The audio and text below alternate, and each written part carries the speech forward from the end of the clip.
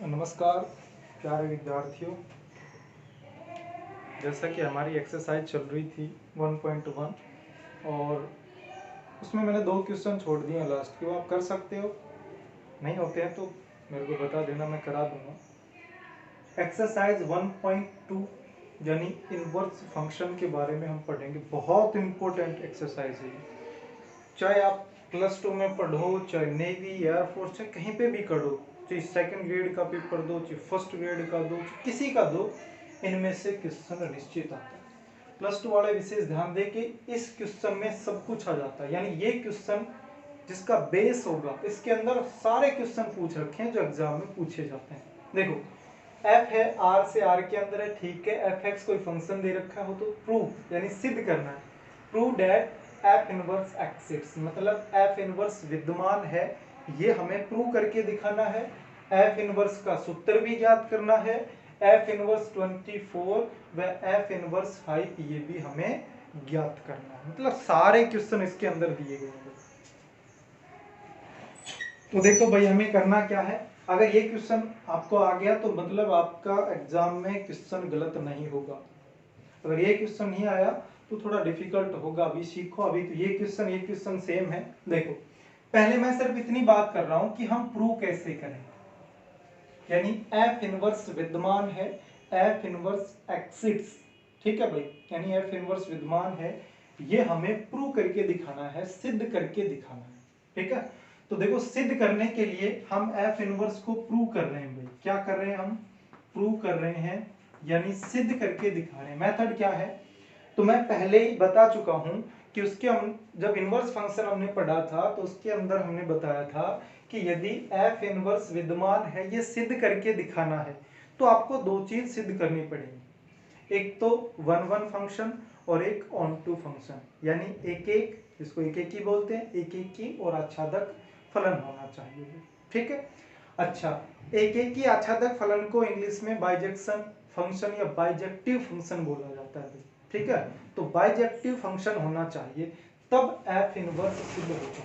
मतलब आपको 1-1 function prove करना है, ऑन टू फंक्शन प्रूव करना है। अगर ये दोनों ट्रू होंगे तभी f इनवर्स विद्यमान होगा। अब सीधी सी बात, जब प्रूव करना है तो जो ये फंक्शन दे रखा है, ये 1-1 फंक्शन भी होना चाहिए और ये ऑन टू फंक्शन भी होना चाहिए। मतलब एक एक की और आच्छादक दोनों फंक्शन होने चाहिए। तो देखो बिल्कुल, तो सबसे पहले मैं बात कर लेता हूं इसके अंदर एक एक की, यानी एक एक की फंक्शन क्या है, और इंग्लिश में इसको 1-1 फंक्शन बोला जाता है, ठीक है। यानी एक एक की 1-1 फंक्शन, ये हमें प्रूव करना है। नंबर 2 पर हमें प्रूव करके दिखाना पड़ेगा कि भाई onto function, onto function यानी आच्छादक, आच्छादक फंक्शन कौन सा है, ये हमें प्रूव करके दिखाना पड़ेगा। ये भी ट्रू होना चाहिए, ये भी ट्रू होना चाहिए। मतलब फंक्शन एक एक की आच्छादक दोनों होंगे, तब हम कह सकते हैं कि f इनवर्स विद्यमान है। तो देखो, एक एक के लिए मैंने मेथड भी बताया था। सबसे पहले आप क्या लिखोगे, लेट, यानी माना x1 x2 बिलोंग्स टू, और कहा एक एक की किस पर डिपेंड करता है, x की वैल्यू पर। आच्छादक किस पर डिपेंड करता है, y की वैल्यू पर। तो देखो, यहाँ x की वैल्यू यहीं से तो आएगी भाई, तो यहाँ आपको लिखना पड़ेगा r। फिर आप लिखोगे फंक्शन, यानी आपको फंक्शन क्या दिया गया, फंक्शन है f(x) इज इक्वल टू, यानी f(x) इज इक्वल टू दिया गया है x³ - 3, ठीक है भाई। अरे यही तो बताया था भाई। अब आपको क्या करना है कि f(x1) फाइंड करना है। मतलब क्या हुआ कि एक बार तो इस x की जगह x1 लिखोगे, एक बार इस x की जगह x2 लिखोगे। तो फंक्शन में लिखोगे तो यहाँ x की जगह x1 लिख दिया, तो यहाँ x की जगह x1 आ जाएगा भाई, x1³ -3, फिर f(x2) x2³ फिर -3, ठीक है भाई। यानी एक बार तो हमने x की जगह x1 लिख दिया, एक बार x की जगह x2 लिख दिया। दो फंक्शन, कुछ नहीं करना, फंक्शन में x की जगह x1 लिख दो, एक बार x की जगह x2 लिख दो, दो फंक्शन आ गए। अब आपको क्या करना है कि इन दोनों फंक्शन को, यानी f(x1) is equal to f(x2), मतलब इन दोनों फंक्शन को इक्वल रखना है। इन दोनों को इक्वल करने पर यदि हम सोल्व करने पर हमारे पास x1 is equal to x2 आता है तो हम कह सकते हैं कि ये वन वन फंक्शन होगा, एक एक ही फंक्शन होगा, एक एक ही फलन होगा। ठीक है भाई, चलो तो f(x1) बताओ, इस f(x1) की जगह क्या मैं x1 क्यूब माइनस 3 लिख सकता हूँ भाई? बिल्कुल लिख सकते हैं भाई। तो x1 cube minus 3 is equal to इस x2 f(x2) की जगह क्या मैं x2 क्यूब माइनस 3 लिख सकता हूँ? बिल्कुल लिख सकते हैं भाई, x2 क्यूब माइनस 3। अब देखो -3 से -3 कैंसिल कर सकता हूँ, बराबर के दोनों साइड, इक्वल के दोनों साइड यदि सेम नंबर हो, सेम साइन हो, चिन्ह हो, तो उनको हम काट सकते हैं भाई। ठीक है, देखो ये पक्षांतर करके ले आओ तब काट दो, बात एक ही है भाई। x1 cube is equal to x2 cube. ठीक है, दोनों साइड हमें घनमूल लेना पड़ेगा। घनमूल का मतलब क्या होता है? जैसे x1 क्यूब है भाई, इसकी पावर 1/3 और x2 क्यूब इसकी पावर 1/3। क्यूब को हटाने के लिए दोनों साइड पावर 1/3 लिखनी पड़ेगी, जिसको हम घनमूल बोलते हैं भाई। ठीक है, क्यूब रूट बोलते हैं। तो हम क्यूब रूट लेंगे दोनों साइड। तो देखो हमारे पास जैसे ही क्यूब रूट लोगे आप, तो x1 क्यूब इसकी power 1/3 is equal to x2 cube इसकी पावर 1/3। दोनों कैंसिल होने के बाद x1 is equal to x2। तो नीचे हमें लिखना पड़ेगा कि फलन एक एक ही है भाई, यानी जो फंक्शन है वो कैसा है? फलन एक एक ही है।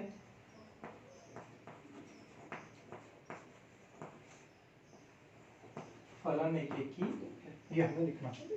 ठीक है, बात कर लेते हैं ऑन टू फंक्शन। ध्यान देना कि ऑन टू फंक्शन और एफ इनवर्स का सूत्र ये दोनों बिल्कुल सेम है, बिल्कुल सेम है, कॉपी है, बस थोड़ा सा अंतर है। तो देखो ऑन टू फंक्शन कैसे प्रूव करेंगे, बताओ। पहले तो ये बताओ कि ऑन टू फंक्शन डिपेंड किस पर करता है भाई? ऑन टू फंक्शन डिपेंड करता है y की वैल्यू पर। तो बताओ y किसके इक्वल होता है भाई? y इज इक्वल टू होता है f(x), ये हमने पढ़ा था भाई, पढ़ा है ना, y is equal to f(x). तो y इज इक्वल टू, बताओ f(x) की वैल्यू क्या दे रखी है भाई? f(x) की वैल्यू दे रखी है x क्यूब माइनस 3, यही तो दे रखी है। तो इस f(x) की जगह लिख दिया मैंने x क्यूब माइनस 3। अब आपको क्या करना है, चाहे कैसा भी क्वेश्चन हो, आपको वन वन फंक्शन और ऑन टू फंक्शन अगर प्रूव करना है तो इसी मेथड से करोगे आप। ठीक है, ऑन टू फंक्शन में हर क्वेश्चन में आपको ये करना है y is equal to f(x). यदि फंक्शन आपको f(x) की जगह gx दे दे तो f(x) की जगह आपको gx लिखना है, उसकी वैल्यू रखोगे।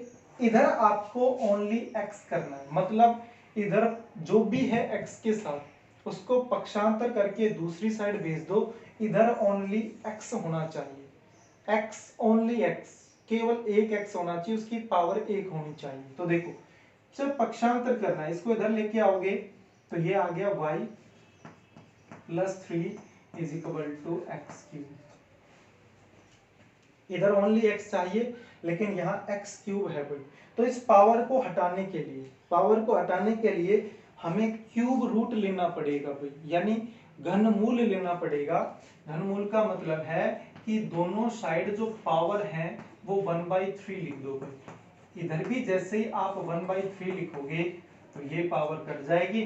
तो y प्लस 1 या y प्लस 3 इसकी पावर 1/3 इज इक्वल टू क्या आ गया? x। आच्छादक फलन में y की जगह लिखोगे। उसके बाद हमें क्या करना है, इधर जो भी है सिर्फ ओनली एक x चाहिए, जो भी है पक्षांतर करके आपको दूसरी साइड भेज देना। ये आ गया आपके पास। अब देखो, अब आपको जांच कैसे करनी है कि ये आच्छादक फलन है। यहाँ तो भाई सीधी सी बात है, हमें प्रूव करना है तो आच्छादक होगा, लेकिन जांच करना, जो पिछला वीडियो बनाया था उसमें जांच करने में समाप्त हो गया था ना, तो हमने बताया नहीं था कि जांच कैसे करें। देखो यहाँ आप y की वैल्यू रखो। आच्छादक क्या होता है? y के प्रत्येक अवयव का पूर्व प्रतिबिंब x में होना चाहिए, मतलब y का कोई भी एलिमेंट छूटना नहीं चाहिए, उसका प्री इमेज होना चाहिए, है ना। तो यहाँ आपने 0 लिखा तो 3 की power 1/3 is equal to x ही तो आएगा भाई। यहाँ 0 लिख दिया आपने, तो 3 की power 1/3 is equal to x। तो जो 3 की पावर 1/3 आई है वो x की वैल्यू आई। आपको ये देखना है कि ये इसके अंदर है या फिर नहीं। बताओ 3 की पावर 1/3 यहाँ r के अंदर होता है कि नहीं होता है? बिल्कुल, सभी रियल नंबर है तो ये भी होता है। अगर यहाँ मैं n लिख दूं, क्या लिख दूं मैं? n। तो अगर r की जगह n लिख दे, n का मतलब है नेचुरल नंबर, प्राकृत संख्या। तो ये जो फलन है, ये जो फंक्शन है, ये आच्छादक नहीं होगा। रीजन क्या है? जैसे आप यहाँ 3 की पावर 1/3 लिखोगे, भाई 0 लिख दिया, जैसे आपने 0 लिखा तो 3 की पावर 1/3, जब 3 की power 1/3 is equal to x आया, यानी x की वैल्यू ये, लेकिन n के अंदर तो ये होता ही नहीं है भाई। जब n के अंदर ये होता ही नहीं है तो इसका मतलब जो 0 आपने लिखा था x की जगह, इसका प्री इमेज कोई होगा ही नहीं, तो ये आच्छादक फलन नहीं होगा।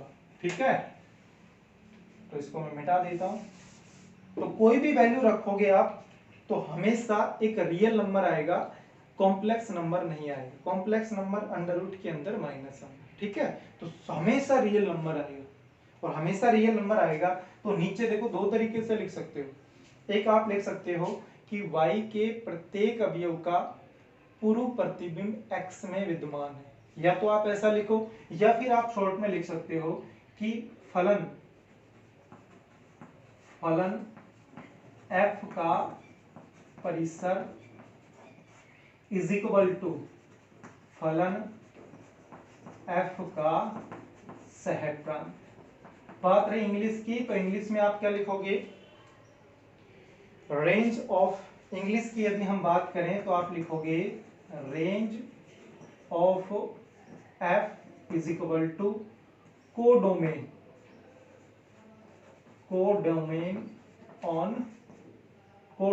Of f। ठीक है भाई, फलन f का परिसर इज इक्वल टू फलन f का सहप्रांत। इंग्लिश में आप लिख सकते हो रेंज ऑफ फंक्शन यानी f, कोडोमेन ऑफ फंक्शन यानी f। ठीक है, तो आप ये लिखोगे। अगर कोई फंक्शन देखो, एक ही फलन भी है, आच्छादक फलन भी है, दोनों फलन है, तो ये बाइजेक्टिव फंक्शन यानी एक ही आच्छादक फलन होगा, इसलिए इसमें f इनवर्स विद्यमान होगा। ये आप हिंदी में आप लिख सकते हो नीचे कि दिया गया फलन एक ही आच्छादक फलन है, इसलिए यह इसमें f इनवर्स विद्यमान होगा, और ये हमारा क्वेश्चन सिद्ध हो गया।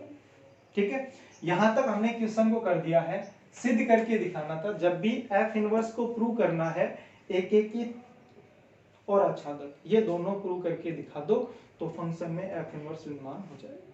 ठीक है, अब नेक्स्ट क्वेश्चन है f इनवर्स का सूत्र भी ज्ञात कीजिए, यानी सूत्र निकालना। तो अब देखना भाई, सूत्र सीखना कि सूत्र कैसे निकालते हैं। f इनवर्स यानी सूत्र कैसे निकालेंगे, बहुत इजी है, समझना भाई। देखो क्या करना है आपको, सेम आच्छादक और सूत्र दोनों सेम है, बिल्कुल सेम है, बस थोड़ा सा अंतर है, थोड़ा सा ध्यान देना। वही सूत्र जब भी निकालोगे, सूत्र निकालने के लिए आपको y is equal to fx लिखना पड़ेगा। जब भी आपको सूत्र लिखना है तो y इज इक्वल टू क्या लिखोगे? fx। उसके बाद यदि हम बात करें तो आप इधर भेज दो उसको। जब इधर भेजोगे, देखो f है, इधर भेजोगे तो f इनवर्स में कन्वर्ट हो जाएगा। किस में कन्वर्ट हो जाएगा? f inverse. भाई f को दूसरी साइड भेजोगे तो f इनवर्स में कन्वर्ट हो गया, तो बाकी साथ में क्या रहेगा? y, और इज इक्वल टू क्या है? x। सिर्फ ये बदला है, बाकी कुछ नहीं बदला, बाकी वही रहेगा। देखो y is equal to fx की वैल्यू क्या थी?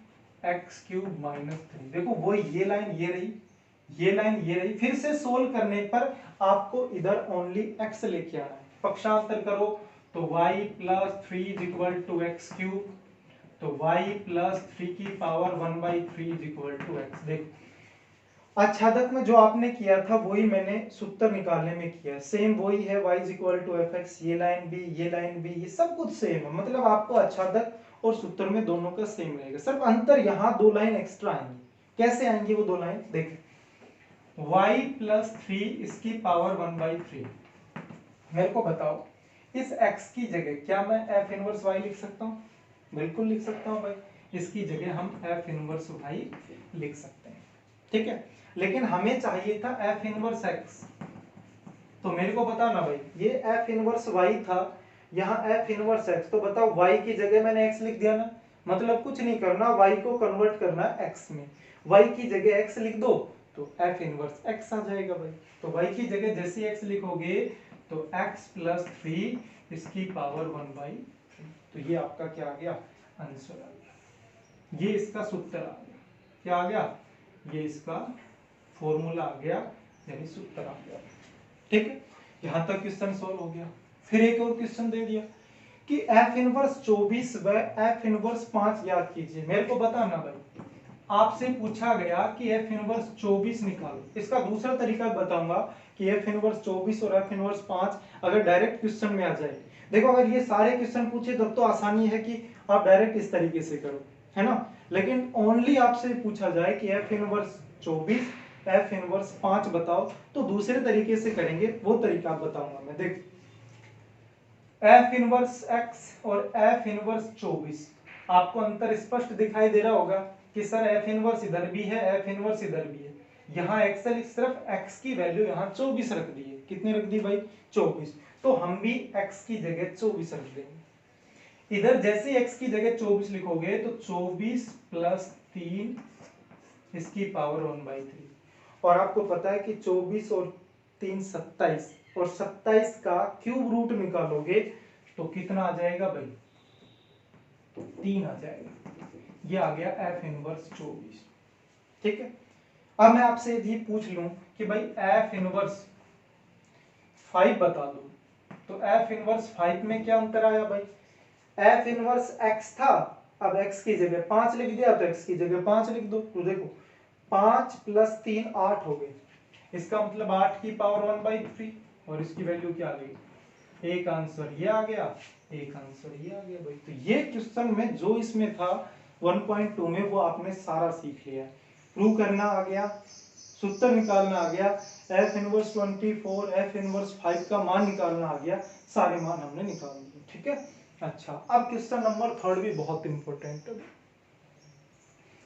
यदि f r से r इस निम्न प्रकार परिभाषित है, मतलब नीचे दे रखा है, इसमें दो क्वेश्चन दे रखे हैं, ये क्वेश्चन फर्स्ट है, ये क्वेश्चन सेकंड है। यदि आपको ज्ञात हो तो ये क्वेश्चन तो हम कर चुके हैं बिल्कुल। देखो उस क्वेश्चन में सिर्फ x क्यूब माइनस 3 है और यहाँ x क्यूब प्लस 5 है, बाकी कोई अंतर नहीं है, सिर्फ कांस्टेंट चेंज किया, वहां -3 की जगह +5 कर दिया। तो ये क्वेश्चन है, ये क्वेश्चन तो आप करोगे, कैसे करोगे, सेम ये मेथड है। ठीक है, बस इसमें जहां +3 था उसकी जगह -3 था, सॉरी, वहां क्या आ जाएगा, +5 आ जाएगा, बाकी सब कुछ सेम रहेगा। ठीक है, इसका फर्स्ट पार्ट है, ये मैं अभी करवा रहा हूं, समझना भाई। तो सिद्ध कीजिए कि दोनों स्थितियों में f एक की आच्छादक, मतलब 1 फंक्शन होना चाहिए ऑन टू फंक्शन। आपसे एक की प्रूव करवा रहा है, आपसे आच्छादक प्रूव करवा रहा है, तथा f इनवर्स, और आपसे ये निकलवा रहा है, मतलब फिर से वही तीनों तरीके करने हैं। तो देखो करते हैं भाई। तो सबसे पहले फिर से हम एक की बात कर लेते हैं। तो एक की फिर से वही मेथड जो हमने इस क्वेश्चन में किया है, 1 एक की इंग्लिश में आपको पता होना चाहिए, बार बार बोल रहा हूं, 1 फंक्शन 1 फंक्शन। ठीक है भाई, तो देखो 1 फंक्शन के लिए सबसे पहले लिखोगे लेट, यानी माना x1 x2 belongs to r। क्यों, क्योंकि यहाँ पे भी r दे रखा है, अगर यहाँ a दे रखा है तो यहाँ आपको a ही लिखना पड़ेगा, यदि यहाँ q दे रखा है तो यहाँ आपको q ही लिखना पड़ेगा, z दे रखा है तो z ही लिखना पड़ेगा। ठीक है भाई, यहाँ r दे रखा है, इस पर डिपेंड करता है एक ही, इस पर डिपेंड करता है आच्छादक। ठीक है भाई, उसके बाद फंक्शन। तो देखो ये क्वेश्चन यहां तक कंप्लीट हो गया था। ठीक है, नेक्स्ट क्वेश्चन हम उधर कर रहे हैं। फंक्शन देखो फर्स्ट मैं कर रहा हूं, सेकंड आपको करना है। सेकंड लगभग मैंने इस क्वेश्चन में करा दिया है, सिर्फ अंतर इतना है कि यहाँ -3 था और वहां +5 आ गया, बाकी सब कुछ सेम रहेगा ये। ठीक है, तो देखो आपको फंक्शन फर्स्ट कर रहे हैं हम, ये कर रहे हैं। तो फर्स्ट में f(x) दे रखा है 2x - 3, 2x - 3। बताओ x की जगह क्या लिखना है, x1, तो क्या आ जाएगा 2x1 - 3। भाई कुछ नहीं करना है, इस x की जगह एक बार x1 लिखना है, एक बार क्या लिखना है, x2, यानी दो न्यू फंक्शन लेके आना है। तो f(x2) क्या आ जाएगा 2x2 - 3। देखो एक बार x1 लिख दिया, एक बार क्या लिख दिया, x2 लिख दिया। अब आपको क्या करना है कि fx1 इज इक्वल टू क्या रखना है, fx2, यानी fx1 इज इक्वल टू क्या रखोगे, fx2, दोनों को इक्वल रखना है। जैसे ही दोनों को इक्वल रखोगे तो fx1 इसकी वैल्यू क्या है भाई, 2x1 माइनस 3, fx2 की वैल्यू क्या है, 2x2 माइनस 3। देखो माइनस थ्री, इसमें भी इधर भी -3 था, कैंसिल हो गया, यानी 2x1 इज इक्वल टू क्या आ गया, 2x2, 2 से 2 भी कैंसिल हो जाएगा, तो x1 इज इक्वल टू क्या आ गया, x2। तो फलन कैसा है भाई, फलन एक एक ही होगा भाई, फलन एक एक ही, यानी फलन कैसा आ गया, एक एक ही है, वन वन फंक्शन है भाई, ठीक है। अच्छा, वन वन फंक्शन में मैंने बताया था इसका बेसिक कि वन वन फंक्शन में क्या होता है भाई, कि जो x के प्रत्येक एलिमेंट है, एवरी एलिमेंट है, उनका केवल एक प्रतिबिंब होना चाहिए, केवल एक इमेज होना चाहिए। अगर ये दोनों फंक्शन, अगर ये दोनों y की वैल्यू सेम है तो देखो ये दोनों भी सेम आ रही है, x1 और x2, अगर ये दो एलिमेंट है कोई भी x के, अगर ये दोनों बराबर हैं तो देखो इनकी y की वैल्यू भी सेम आ रही है, मतलब ये दोनों इक्वल है तो ये दोनों भी इक्वल ही रहेंगे, ठीक है। फलन एक एक ही है, ठीक है। अच्छा तक में देखो क्या करना है, आपको ये मेथड सीखना है, जो मैं मेथड बता रहा हूँ ये मेथड करना है। लेट ये लिखोगे, सोल्व करके x1 is equal to x2 आ गया, फलन एक एक ही होगा, ठीक है। अगर ये x1 is equal to x2 नहीं आता है तो फलन आच्छादक होगा, ठीक है। अब देखो आच्छादक में किस पर डिपेंड करता है भाई, ये y पर, तो y इज इक्वल टू क्या लिखोगे, y इज इक्वल टू लिखोगे fx, y is equal to fx, तो fx की वैल्यू क्या है, fx की वैल्यू है 2x माइनस 3।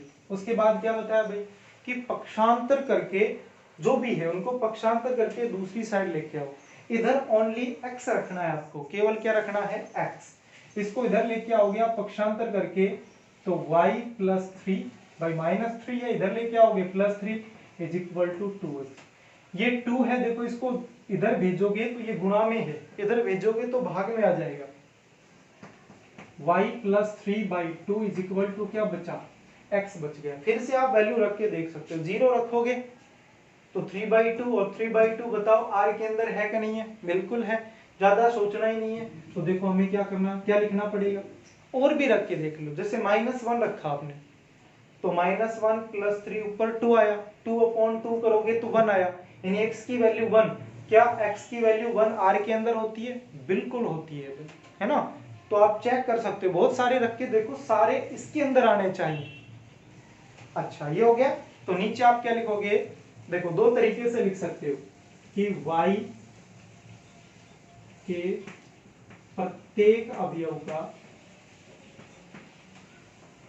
प्रत्येक अवयव का पूर्व प्रतिबिंब, यानी y का जो एवरी एलिमेंट है उसका प्री इमेज, पूर्व प्रतिबिंब x में विद्यमान होगा, पूर्व प्रतिबिंब x में विद्यमान, ठीक है। या तो ये लिखो, या इसके अलावा क्या लिख सकते हो, ये लिख सकते हो फलन f का परिसर, फलन f का परिसर इज इक्वल टू फलन f का सहप्रांत, range of f is equal to codomain of f, ठीक है भाई। अब इसका देखो यहां तक हो गया, हमें सिद्ध क्या करना था, एक एक की आच्छादक है। यदि कोई फलन एक एक की यानी वन वन फंक्शन और आच्छादक यानी ऑन टू फंक्शन, यदि ये दोनों फंक्शन है तो वो फंक्शन एक एक की आच्छादक फलन होगा। या इंग्लिश की बात करें तो इंग्लिश में क्या बोलेंगे, बाइजेक्टिव फंक्शन यानी बाइजेक्शन फंक्शन, ठीक है। अब इसमें ये कह रहा है कि सूत्र भी ज्ञात करके बताओ भाई, तो देखो सूत्र भी निकाल देते हैं। थर्ड इसमें था कि भाई सूत्र और निकाल के बताओ, तो देखो सूत्र भी निकालते।